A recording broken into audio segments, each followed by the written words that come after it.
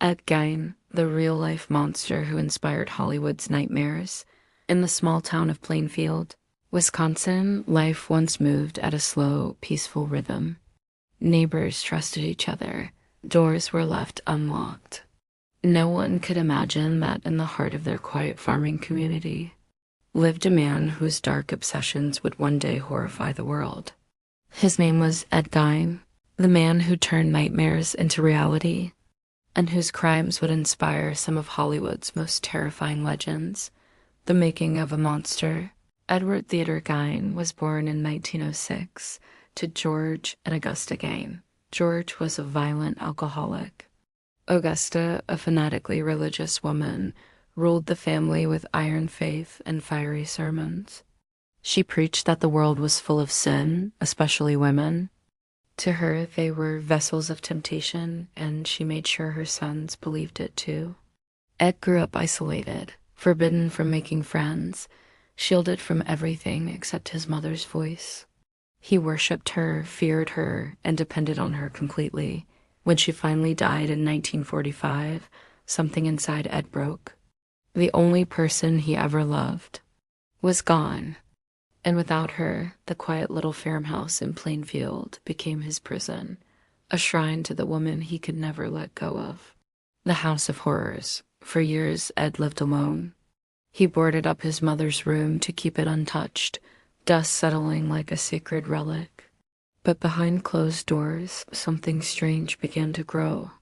He became fascinated with death, reading pulp magazines and medical journals filled with stories of corpses and anatomy. He spent nights wandering graveyards, driven by a haunting compulsion to bring pieces of the dead back home. When police finally entered his farmhouse on November 16, 1957, they walked into a waking nightmare. Inside, they found human skulls used as bowls, chairs and lamps crafted from human skin, masks made from the faces of the dead, carefully preserved like trophies, and in one corner, a grotesque suit of flesh stitched together to resemble a woman's body. When asked why, Ed said quietly, "I wanted to become my mother, to be inside her skin." Investigation and confession. Ed Gein confessed to 2 murders, Bernice Worden and Mary Hogan, but he admitted to something far stranger, grave robbing. He told police he dug up graves of recently buried women who resembled his mother, carefully selecting them, bringing their remains home, and using them to rebuild her image.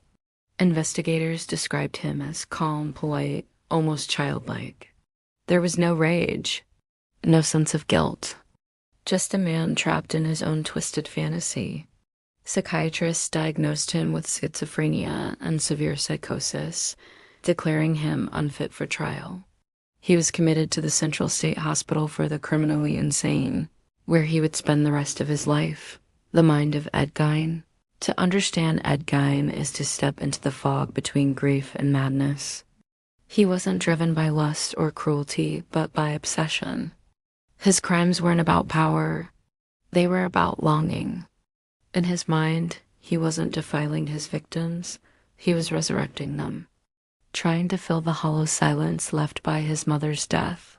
Doctors said he suffered from grave personality disorder, an inability to separate fantasy from reality. But others believe Ed Gein's evil wasn't born from insanity alone. It was a reflection of human darkness itself, how grief can decay into delusion when left to rot too long in isolation. The legacy of fear. Ed Gein's crimes sent shockwaves through America.